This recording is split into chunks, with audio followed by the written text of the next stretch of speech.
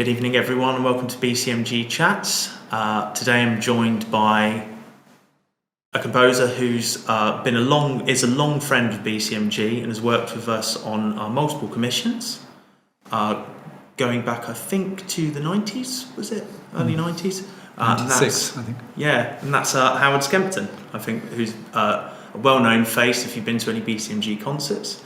Howard's joined us today to talk about his upcoming birthday commission for BCMG and also the other pieces he's picked in the programme to go along with it. And it's also an opportunity for the people who are on the call with us today to pose any questions. And if you have any, Howard would be pleased to answer them. But I'll hand over to Howard, who's going to talk more about the piece and the programming and his birthday year, 75th. Howard. Hello. Thank you for being here. It's lovely to be here. I'm so pleased that I'm actually in Birmingham and able to talk to you from the CBSO Centre. The sound is probably better than it would be in Leamington. Yes, I'm told I have a birthday this year. Well, I always have a birthday, but I'm told it's a special birthday. And I was really delighted to receive a commission.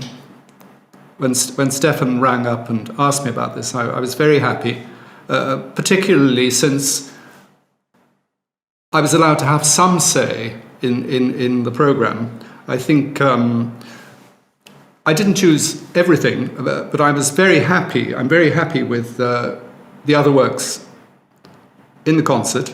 And I will touch on the other works as well as my own. The reason I'm working from quite loose notes, I'm not going to present a formal talk, is because I've been busy composing, and I finished the sketch of my piece yesterday. So what I've done is I've done a sort of sketch of my new piece. I can tell you it's 7 minutes 48 seconds according to my sketch, and unusually I'm going to regard it almost as an open score and try and flesh it out over the next couple of weeks and make sure that it's then ready to be processed and that the score can be delivered by the end of July. The concerts are at the end of September. There's one on the 23rd in West Malling in Kent, and there's one on the 25th of September in the Pump Rooms in Leamington Spa, which is where I live. And for me, it's a familiar venue.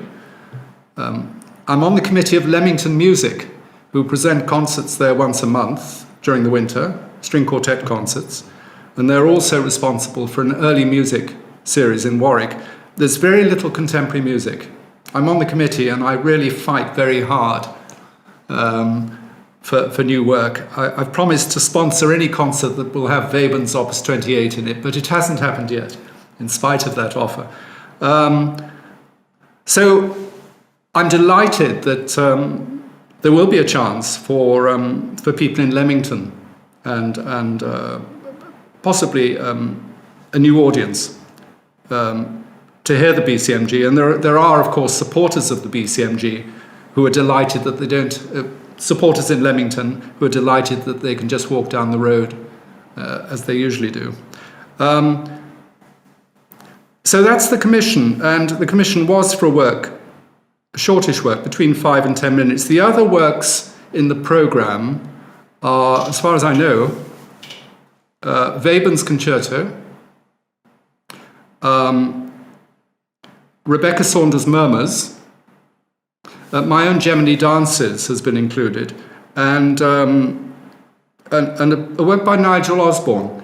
And this is where I was able to choose a composer, and I chose Nigel, who is roughly my age and is a highly regarded composer internationally, but has since but also very active politically. He became involved with the at the time of the Bosnian conflicts, and wrote an opera called Sarajevo at that time, but has become almost as committed to activism in that sense as he has to composing. He was also the Reed Professor of Composition at Edinburgh University. So he's an academic as well as a composer, but a really high-powered composer. And he was also, crucially, Rebecca's teacher, which is possibly the main reason why I decided to pick Nigel. And then it was Stefan who found the Fantasia, which is for 10 players. It's a wind quintet plus piano, plus violin, viola, cello, and bass. So 10 players. And I agreed that I would write a new piece for the same ensemble. So that's why I've chosen those 10 players. And it's an interesting ensemble for me. I'm not it's not that far removed from the ensemble I chose for the piece I wrote for the BCMG in 2009, Only the Sound Remains. That's actually for 15 players, plus viola. But, I mean, this particular lineup, it doesn't have brass, it doesn't have a harp, it only has one violin, but in many ways, it's a similar challenge for me. And in that case, in the case of Only the Sound Remains, I broke the ensemble up, and there's one section. I mean, I was asked by the artistic director at that time, Stephen Newbold, if I wanted to include a guitar, and I'd already written 15 minutes of the music, so I suddenly said, yes, I'll do that. I said, it's like picking up a hitchhiker just before you hit the motorway, you know. So I suddenly introduced the guitar, and there's a moment just for viola and guitar, so you hear this new sound, loud and clear, and the guitar is not amplified, crucially as well. So I presented myself with that particular challenge. In this case, as I say, what I've done is something like an open score. I've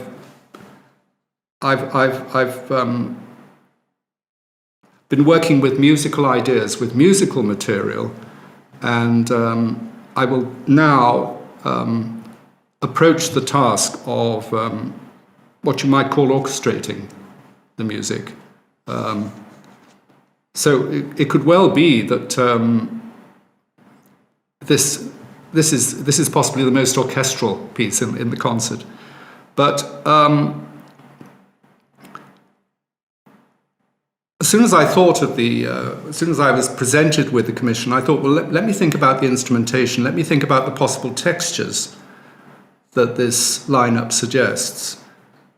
And unusually for me, I thought, well, perhaps there's a title which might guide me in this process. And I thought very quickly of the title Hinterland. And there's a little bit of a tribute to Stefan here, because it's also German Hinterland too. You know, so I thought, well, that's nice. It exists in both languages.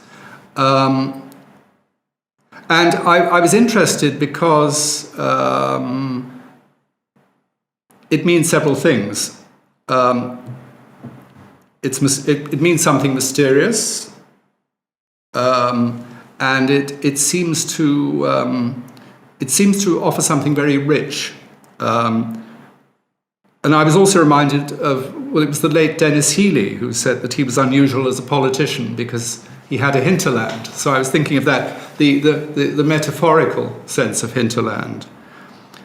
A few weeks ago, I was involved in a conference, Music Since 1900, and I was chatting to Charlotte Bray, who was the first student I saw when I started teaching at the Conservatoire. So I was there with my colleague Joe Cutler. And Charlotte may be known to you because she was apprentice composer with the BCMG, I think about 8 or 9 years ago. And she now lives in Berlin. She's a well-established composer, very fine composer.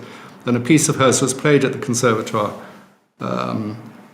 as I say, about 10 days ago, 2 weeks ago. And during our conversation,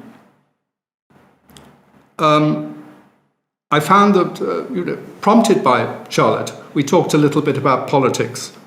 We talked a little bit about other arts, the visual arts, literature, poetry. and also about the process of composing. So I think there's always that sense of a hinterland. There's always that sense of a political awareness.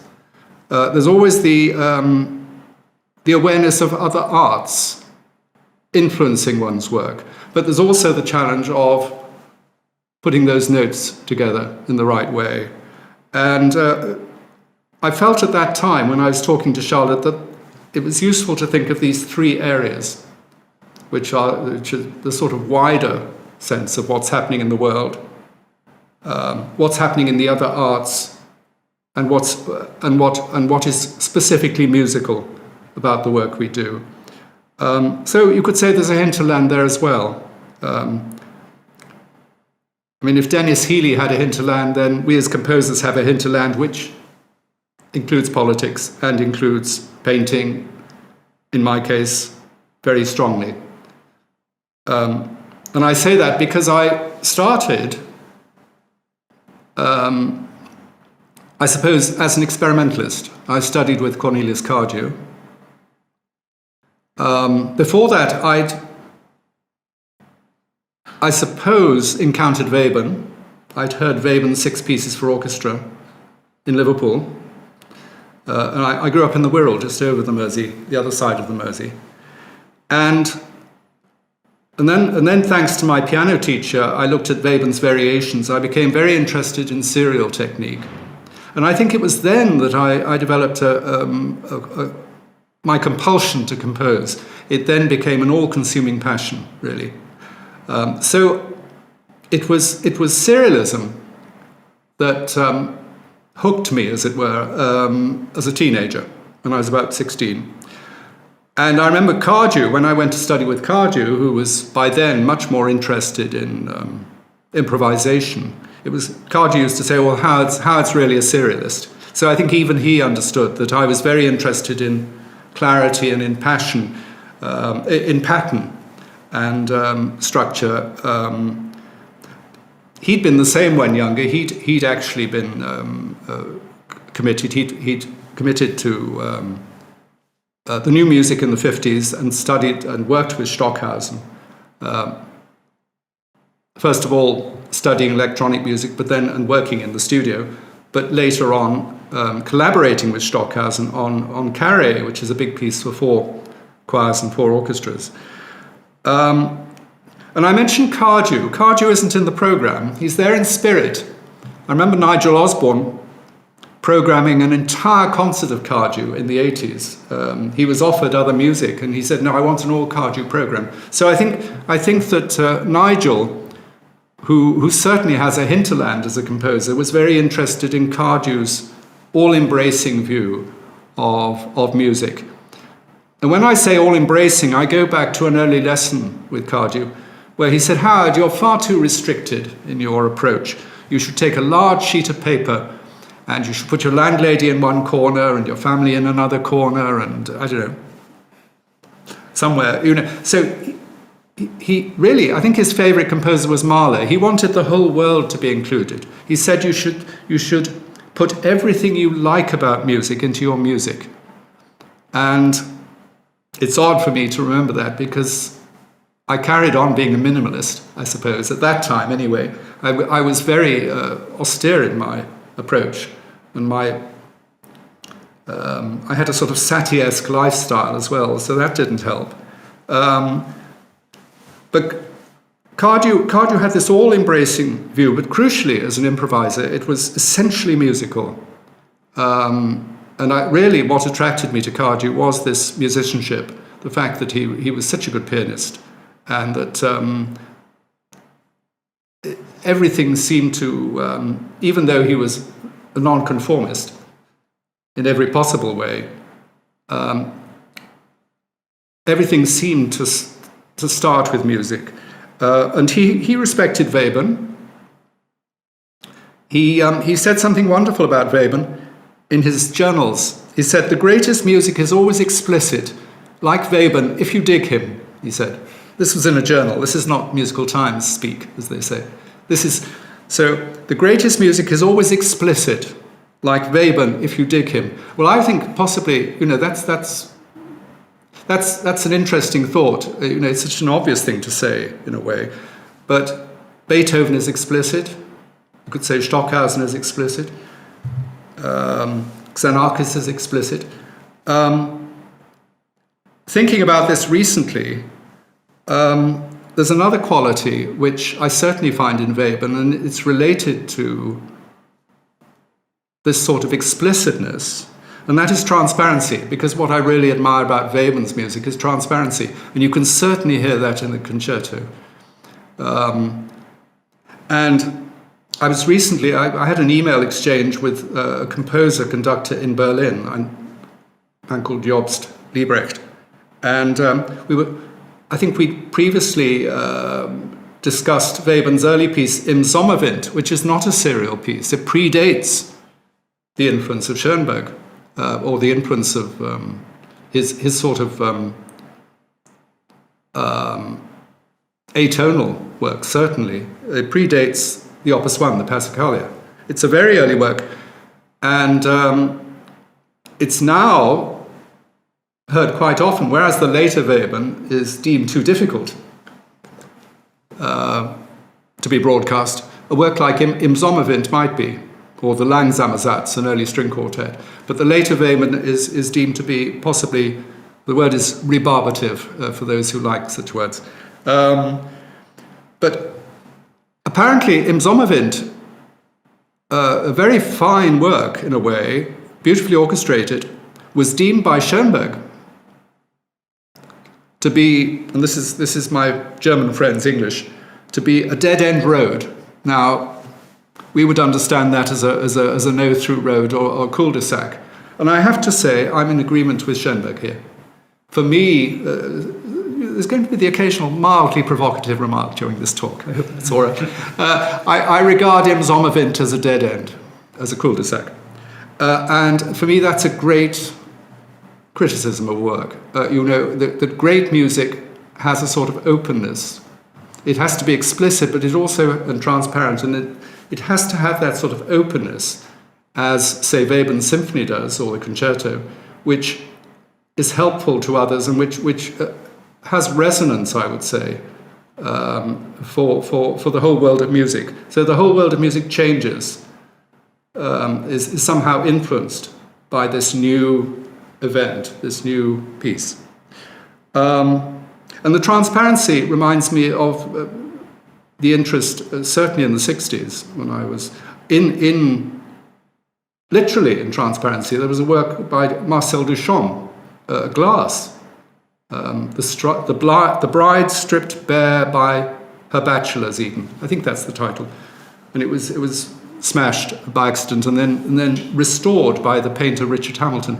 But that sort of idea of a glass, of looking through something at something else, is a very attractive one. So there is literally transparency there in visual work, and you can hear it in the pointillist works of the 50s. There's, in Boulez, and I was listening to Boulez a few months ago, and I listened to the Piano Sonata No. 1, and I heard a lot of Webern in that. And even listening to Le Matin sans Maître, I could hear Webern. So I think Webern was incredibly influential on, certainly on Boulez and Stockhausen, on that generation, but also on Americans, also on my great heroes from the experimental tradition, and that's Cage and Webern, and particularly Christian Wolff, who was interested in Webern at the age of 15 or 16 and went to study with Cage because of that. Cage and Feldman, John Cage and Morton Feldman, actually met at a performance of Webern's symphony, performed by the New York Philharmonic. I think they left afterwards. They didn't want to wait for the rest of the program, but they both left at the same time, and that's how they met. They both left and started talking, and probably according to Feldman, changed musical history as a result. But that's certainly. I think the New York School were very important to me, and have been important to my generation and subsequent generations, because I think from that we have minimalism, and we have John Adams. We have a lot that has been enriched by the influence of European music as well. So I might go back to my title. I've talked about Weben. I'm still not sure about the title Hinterland. Poor Alex has been hanging on, waiting for confirmation. And I decided I couldn't use Hinterland because the wonderful composer Pascal Dusepin has used it for a big piece, string quartet and orchestra. And you can hear it on YouTube, played by the Arditi Quartet, and I thought I can't use that. But anyway, Stefan encouraged me. Stefan, thank you. You sort of said, well, it'll be different. It's not, of course it's different. I'm still unhappy about using the same title. That said, titles are not copyright. For those of you who worry about copyright, titles are not copyright. You can use titles. I could call it The Rite of Spring if I wanted to, but that would be silly, wouldn't it? So I'm still drawn to Hinterland simply because I find it difficult to avoid. As soon as I found that title, I started thinking along those lines. I thought of those paths leading inland, an opening up of the interior rather than a closing down. There's nothing claustrophobic about this Hinterland. It's a place to explore. And it's not so mysterious that it's opaque. I hope it will be transparent as well as mysterious. But is it a good title? Or really, I want to be looking out rather than looking in. But the crucial thing is that, as always, that I should work musically and should come to something through that working musically, try and make sense of what I'm doing. And that, on the whole, that tends to be an emotional sense. And if the music is surprising, if my music is surprising, it's partly because I'm an accordionist. Actually, I should qualify that. I play the accordion. I'm not an accordionist. But I think I've come to understand that the accordion, I played the small accordion, has been very important to me. And I heard a performance by the Leamington Sinfonia of my Lento on Saturday, and I was once again aware of the bass line being rather like the accordion bass line. So there is that need to express myself directly, and that can sometimes be disconcerting, as it is indeed with Lento, because the expression is almost it's so direct. It's so immediate that people think it's too simple, or else it's even banal. But then I'm giving my critics a hand, aren't I? I shouldn't do that. But anyway, so I decided that I didn't use the accordion to compose this piece. I didn't go to my accordion, which I did at one point in the earlier piece, Only the Sound Remains. I actually used the accordion there. And crucially, it was hugely helpful. But in the case of Hinterland, I started, as I did with Only the Sound Remains, but even more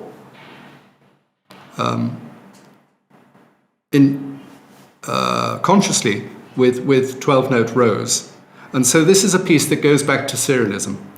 So I started with a 12-note row, and as with Only the Sound Remains,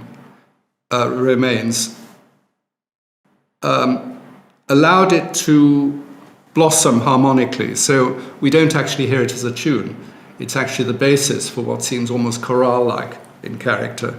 So I've got. Fortunately, this is too small for you to see, but I have my sketch on a page like that. This is reduced, I have to say, from A3, but this is the paper on which I work. And I normally use A3, and I have, the master has pencil lines about 1 centimetre apart. And then I make photocopies of that master, and then so the canvas is primed in that way, and I can then work on the paper without spending a lot of time writing stems and beams and worrying about the rhythm. I can just put the dots between the lines if it's a triplet, put 3 dots between 2 lines or whatever. So I find this a very easy way of working, and it keeps my mind on pitch, which I think in the end is what concerns me most, and what I remember my teacher Cardew saying was the most important element for him, and probably was for Webern too. And ironically, it's through that concern for pitch that other things follow, like a rhythmic complexity in Webern's case. So one doesn't miss out on anything, but the focus is on pitch. So we begin with page 1, and that is, as I say, you won't see this, but there's a 12-note row there, which is mathematically derived as it happens, but then I take it to create something which is harmonic. And in the middle of that, there's a little 2-part invention. After that first statement, which is about 20 seconds, there's a little 2-part invention, I think for cello and double bass, but I'm giving too much away now. I'm not absolutely sure what I'm going to do there, but it's for 2 low voices. It might be bassoon, who knows? And then at the end we have almost a refrain of the first statement. So we have an ABA. Even here we have something quite conventional. But this is only the first minute or so of the piece. And so in a way I was moving towards something like the form of Only the Sound Remains. In other words, a sequence of separate pieces, because the second page is really contrapuntal. It's almost canonic. So we have a 3-part counterpoint, which begins with 1 line, moves to 2, moves to 3, and that's about another minute. And then on the third page, I sort of give way to my appetite for melody here. So we have a 12-note melody, which sort of strides up. It starts at the bottom, it starts at a low D and moves up to an E sharp, which is nice, and then it drops down again to the G, and then it's transposed. So we have a harmonized 12-note melody, which is possibly the closest I get to accordionistic writing. And then we have something which is frieze-like, quite still, and is maybe 2 minutes. And in a way, that's the Hinterland as well. That's almost a plateau. It's almost as if we've climbed through the foothills and we've come to this plain, this plateau. And I remember actually my teacher Cardew talking about Morton Feldman in these terms, that some of Feldman's pieces do that. Feldman himself, I worked as Feldman's editor. I have sort of, and he used to say that rather than developing his music, he wanted the pieces to relax. And he wrote a number of pieces in the late 50s, where people began at the same time, all the players began at the same time, but then moved through their part in their own time. And so if it was a piece for 2 pianos, each pianist playing the same part, then it would become canonic. They would sort of drift apart, and so they'd be dislocated. And the way to maintain some sense of identity was to repeat chords, so that we could be sure that we were in the same place at the same time. So there's that sense of a plateau. It's almost through the repetition of chords in pieces like that you come to a plateau in the piece where you just get a sort of minimalist concern with one particular harmony or sound. And so that idea of a plateau is here at that point. So that's page 3, which is quite long, and page 4, which is the piece I was working on over the last couple of weeks. Really, it suddenly introduces the way when I move through the plateau, I go to a completely different place, and I've got a completely different 12-note melody, which is simply 3-part texture again. and then I go to something like the that 12-note melody which rises up and falls, harmonized differently. But then we have a return, and then we have a return to that. I have to call it accordion material. But we have a return to that more direct melodic material, and then finally a sort of hint of that plateau type, a sort of memory of the plateau type material at the end. And rather extraordinarily, sorry, spoiler alert, sorry about this. Rather extraordinarily, the final chord of the piece is precisely the same as the first chord of my piece Lento. So in a way, it's almost as if that's a glimpse of another Hinterland. So we go right through the piece, and then you won't, if I hadn't told you, you wouldn't know this, You certainly wouldn't know it if you didn't know Lento, but you know what I mean. So, but I would hope that even if you did know Lento, you wouldn't necessarily think, oh, that's Lento, But there is that sense of suddenly things open up at the end, which is what I think all pieces should do. They shouldn't end. You shouldn't close a piece down at the end. It should somehow open up. The best sort of ending, I think, is ambiguous. It's both an ending and an opening up at the same time, so that we feel that the music could go full circle, or it could go on to something else. It could break through to something else,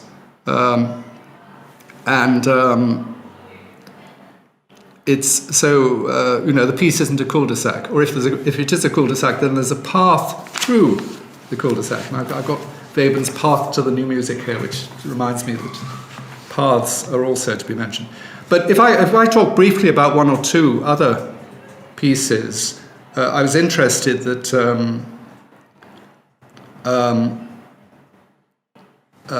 it was actually Stefan who suggested that, I think Stefan was keen to include murmurs.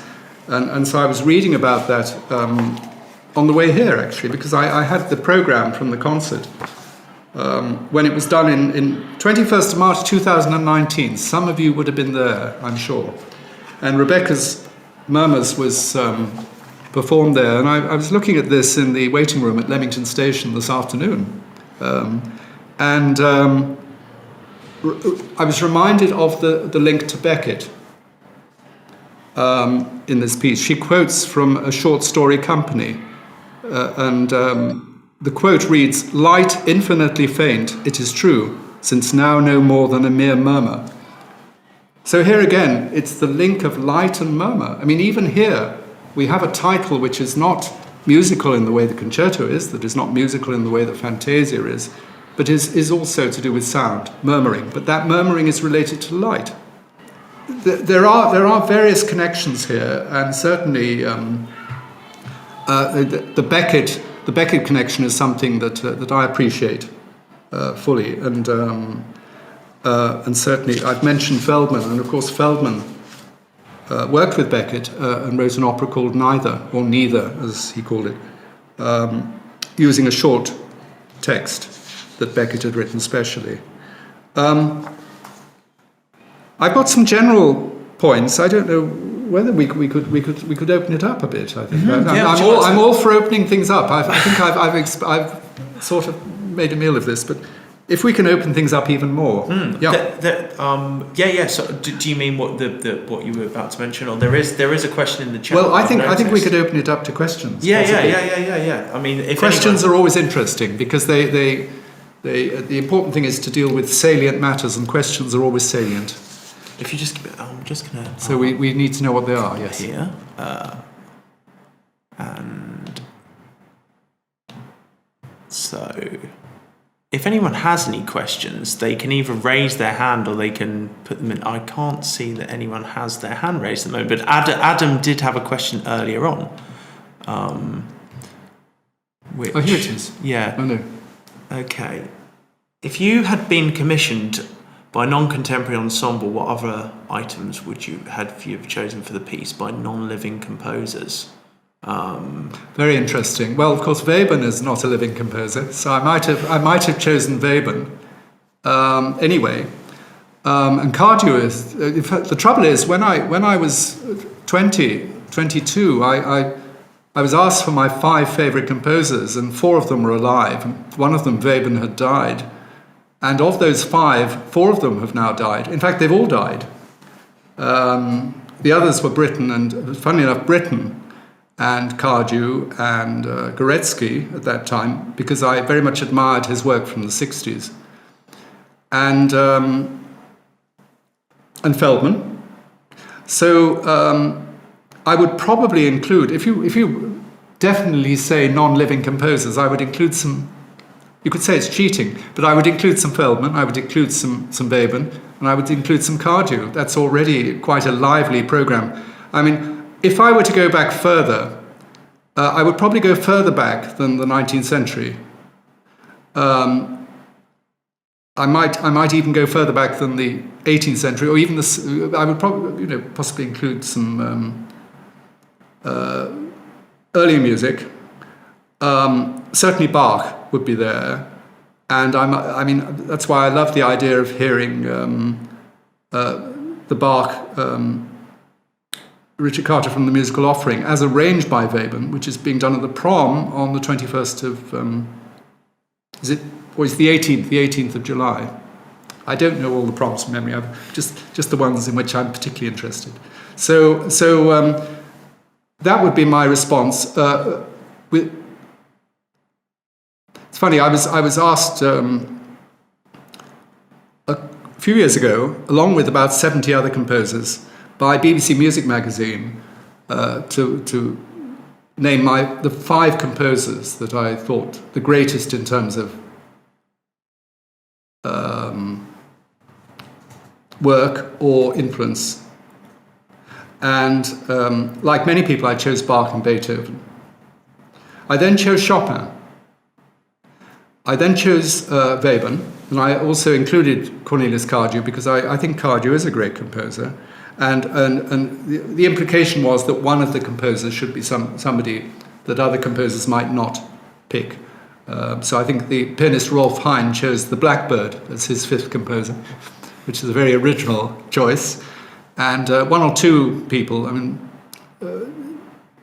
I think Robin Holloway chose Bruckner 5 times. It's just Bruckner, Bruckner, Bruckner, Bruckner, and Bruckner. So, so people took an amusing view of that. But I think Bach would be there, and Webern. Is that helpful? Because I'm still tending.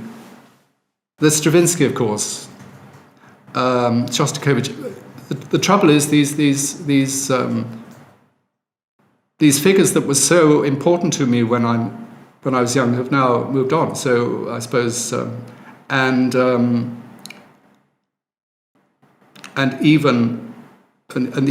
only composer of the post-war generation that unfortunately I know I have been in touch with him, and he very much admired my accordion music, and that's George Kurtag, and he's still alive. But there are very few of that post-war generation who are still with us, and of course we've celebrated Xenakis in recent weeks.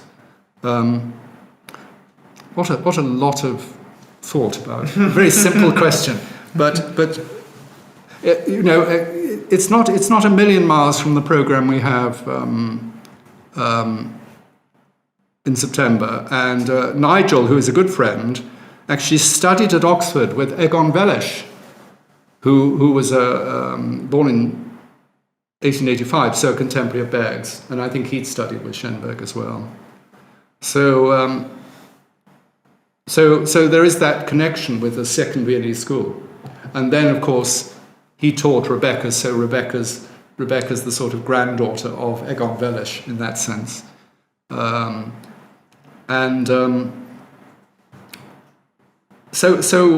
It's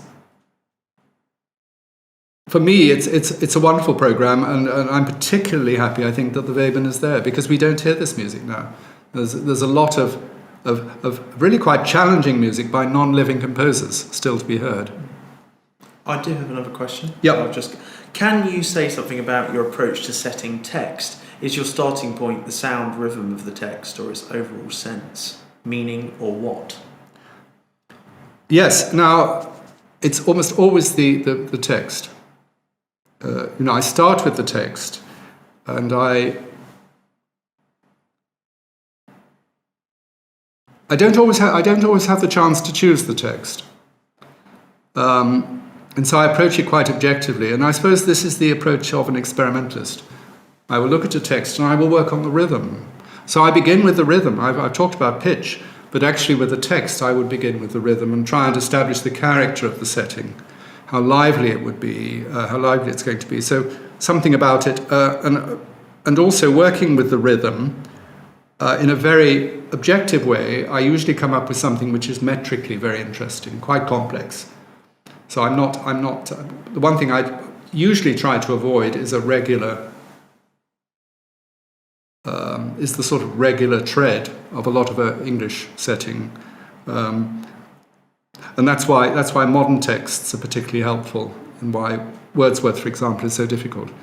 It's the irregularity of contemporary or 20th century poetry which creates interesting challenges for me. But I always go to the text first, and I always think about the rhythm of the text, and only then start working, probably melodically, and then adding a second line, or somehow, usually adding a second line, because if I'm writing for choir, then I would start with the top line and then maybe add the bass, or maybe add the alto at the second line, and gradually build it up in that way.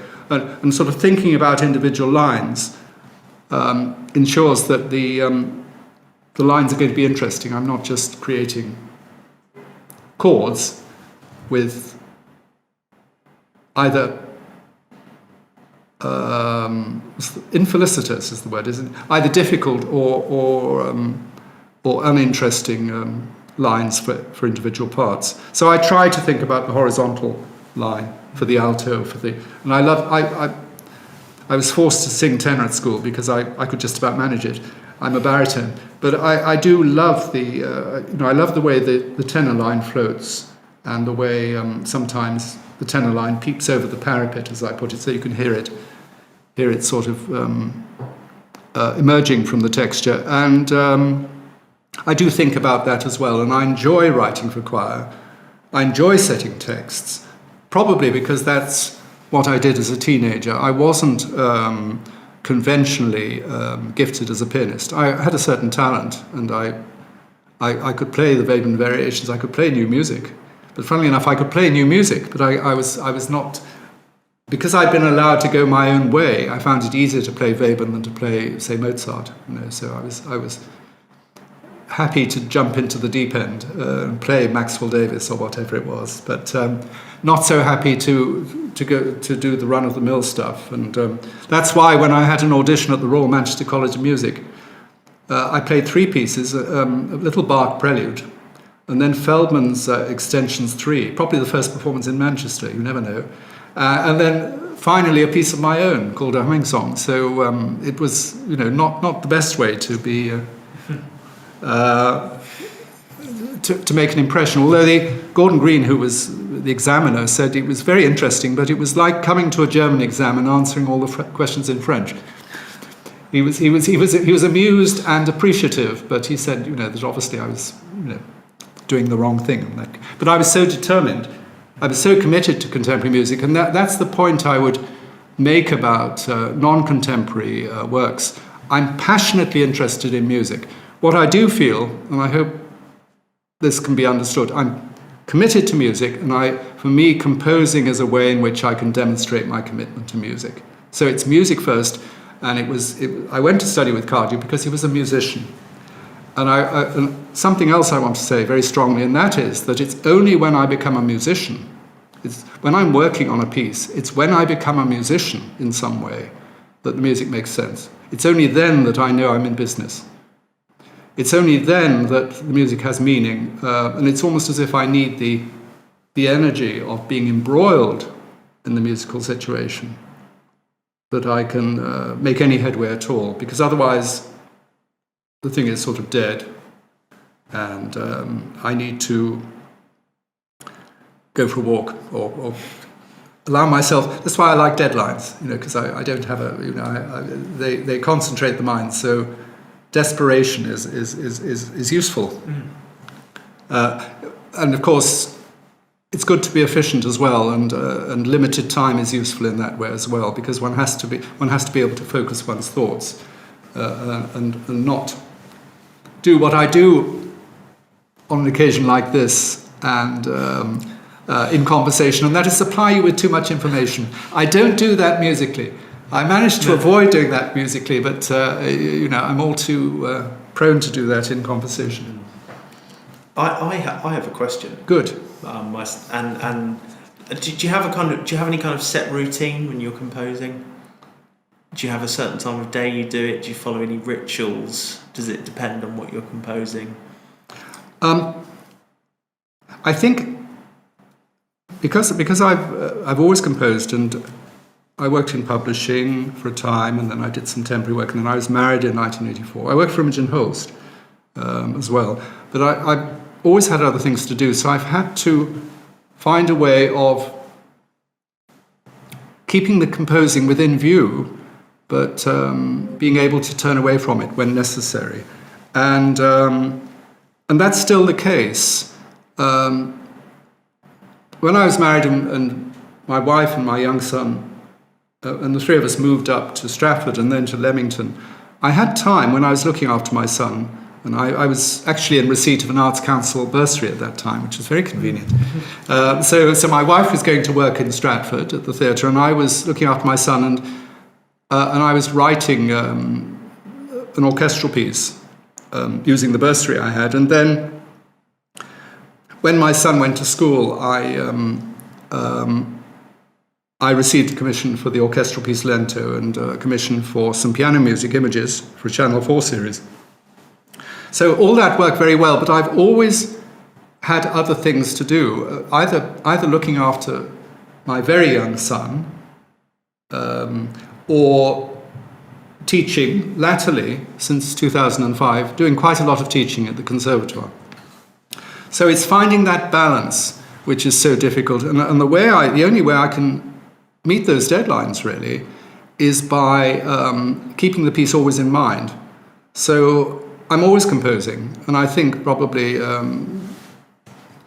wouldn't put myself in the same bracket as Berio, but I think Luciano Berio said something like that he could always compose when he was away. Well, I don't necessarily compose, but I'm always thinking about the music. I'm always, even if it's just about the title, as I was on the way in, I thought I must come up with an answer. Alex is expecting an answer to this question. I must come up with an answer, and I still haven't, sort of. I'll come back to that. That's the sort of, I promise. But I think it's, in the morning, especially first thing in the morning, I'm thinking, oh, that's interesting. I'm either looking ahead or I'm questioning something I've done.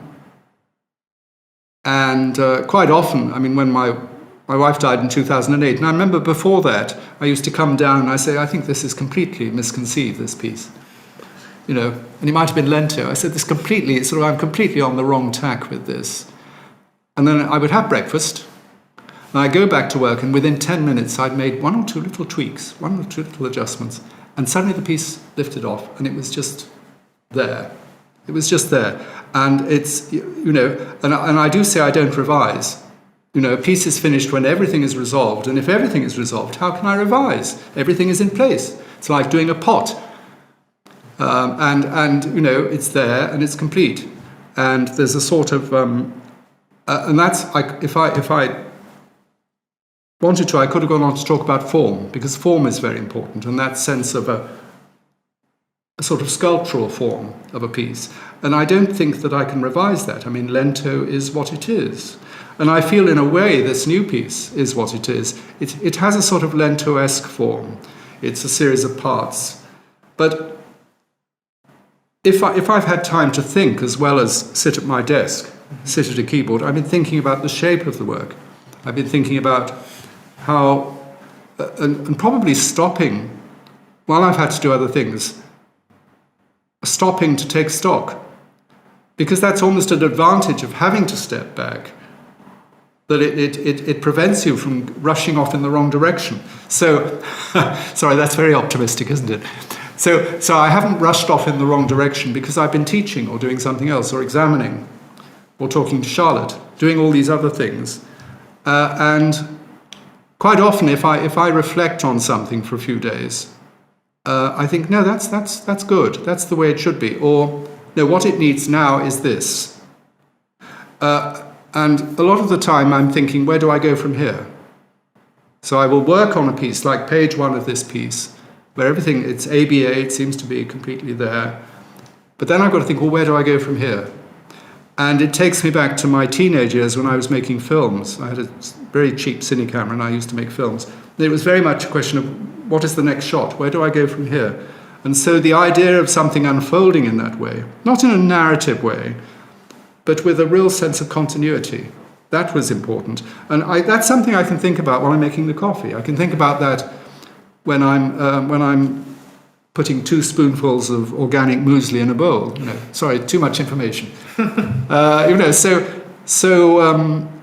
is a way to compose, and once the work becomes familiar, once that 12-note row or whatever it is has been implanted in one's imagination, then one can do an awful lot away from a keyboard. But I like to be at the keyboard for the reason I've just given, that I want to be a musician. I want to see how it works, make sure it works. It's got to work. There's no point in writing something clever if it doesn't work. So it's got to make emotional sense. It's got to have some sort of energy. And I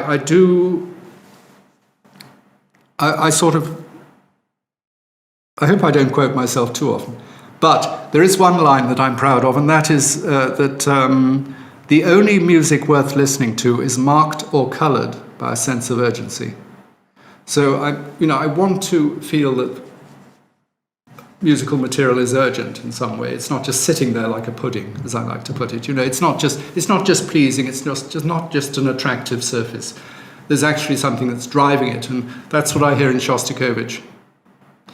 And that's what I hear in Schoenberg, and that's what I hear in a lot of new music, the best new music. It's not just the play of texture. There's something, if not tragic, then there's something deeply serious about it. And it might be a sort of tenderness. But there is a sense of urgency, even if it's just a colour, even if it's not obvious. Sorry, that sounds a bit too grand all of that. Anyway, sorry, that's... I don't know whether there are any more questions or what the time is, but I could talk a little bit about form. But I think I mentioned form, and what we might form is very important to me. I mean, because I think form and beauty, and I take Brancusi, the sculptor Brancusi said that beauty is absolute balance. So this idea of balance and the sort of forms that he as a sculptor was creating, I find very inspiring. These shapes. And Brancusi, as Henry Moore said, sort of revealed shape. He removed a lot of the surplus detail from his work. So you just have this abstract shape in a lot of cases. In a lot of works, like Bird in Space, you just have the essence of movement or the essence of a fish in an abstract shape. And so form and shape are very important. And if I'm pleased with this work now, I feel it has a shape. I feel that I've created this pot, this shape, not necessarily circular, but it's somehow complete. It somehow has a sort of integrity of that sort. And there is a favourite quote. I might sort of might move on now, but I'm going to quote. I used to do programs for for Radio 3 in the 90s. And I used to turn up at the studio and they used to say, well, here comes Howard with all his books. So I used to open my case and put books on the table and I would pick them out. Nowadays, of course, we use computers, so we don't need all these books. But I'm very happy to have this little Webern book, The Path to the New Music. And there's a wonderful quote, which I probably won't be able to find now.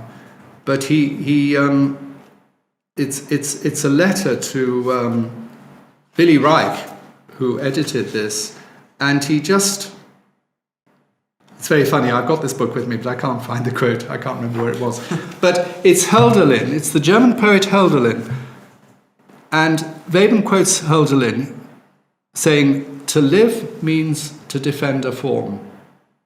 And I think that's so wonderful. I think, a statement like that it can actually inform one's whole life. To live means to defend a form. To live means to defend a form. And the form in Webern's case may have been the 12-note row, or it may have been something much deeper. It may have been the idea of symmetry. And symmetry is central to musical thought, I think. And I think that's one of the reasons I come back to the row, because of that sort of perfect symmetry, fearless symmetry, I could say, of 12-note music. And it's something that excites me every time I think about it. And it's also a very easy way into a piece to write a 12-note melody. I think it was George Benjamin sometime who said that he might start by writing canons. There's a way of loosening up. There's a way of facilitating the creative process. And this is, I can do it by taking a sheet of paper with lines on it. That's one way of making things easy for me. I'm priming the canvas. But another thing to do is on this particular piece of paper to write 12 notes, because then I've created something which is all embracing, so that harmonically I can go anywhere within that world. I haven't introduced a bias in that world, although I tend to favour 12-note rows which have some sort of triadic feel to them. So that means that there are major chords and minor chords within the 12-note row, so that there is a sort of sound that I can warm to, which may be the sound of the accordion. Now that I think about it, I can't escape it. I can't escape this. So even in a 12-note row, I have a major third, and that reminds me of the accordion. And I bring in the bass, and that's what we have. Anyway, so that's this piece. Now, crucially, what's the title? Crucially, I'm inclined to call it Hinterland. I'm terribly sorry, but I'm inclined to go back. I'm really encouraged by Stefan's encouragement. He said, Hinterland is fine. If I want it, I'm a little bit of doubts about it as a title, but I keep coming back to it. And every sheet of this sketch has got Hinterland at the top. I must mean it, mustn't I? Hinterland, Hinterland 2, Hinterland 3, and Hinterland 4. I seem to be committed to this. I could call it Hinterlands. I could add an S. Yeah. That would be subtle. That would be a subtle. But I think that would be a hinterland is itself plural, isn't it? It's not just one thing. The only thing is it's not musical, and on the whole, I favour musical titles. I think because non-musical titles tend to obscure. And I've talked about transparency. If you pick a title which is poetic, at least Murmurs relates to sound, you see. But if you pick a title which is about something else, then people are distracted by that. And if we want our music to be explicit, to be transparent, then they should probably be avoided. Certainly jokey titles to be avoided, unless you're writing a jokey piece. But on the other hand, Hinterland is also metaphorical and means a great deal, and has enriched this piece in many ways because it's given me ideas. And I see the whole programme as a sort of hinterland, the whole programme with Nigel's piece and David's piece and Rebecca's piece and my piece. It's a hinterland, played in a hinterland, Leamington Spa, let's face it. Right in the middle of the country, bang in the middle of the country. There's a Midland Oak in Leamington Spa. It's meant to be the centre of the country. No sea, alas, but it's there. And even West Malling is away from the sea. Mm-hmm. And I was in Kent last Thursday, and it certainly felt like a hinterland, I promise you. So this is going to be a great concert, and I shall do my best to write a good piece. I can't say more than that. That's wonderful. I think we're just about at time now, and if people have more questions, but I think I think that could be it for questions. Anyway, my thanks to everyone who came and stayed, and it's been lovely to see small pictures of you, of some of you, and it's nice to see Amy. I've got my proper glasses on, so I can see Amy at the end, who's been dealing with all the questions, and Alex here as well. So it's been a real treat for me to come into Birmingham. And that's quite something to say that, isn't it? Yeah, no, definitely. Yeah, no, it's been really nice to have you, Howard, as well, here, to have a nice setup to record it in. And just say to everyone, thank you for joining us this afternoon. And we can't wait to hear the piece, Howard, on the 25th. And there is going to be a birthday celebration in advance at the CBSO Centre. I'll let everyone know about that separately. But great, I think we'll end the call there, just conscious of everyone's time. And thank you everyone for joining us, and we'll be in touch. We'll see you later.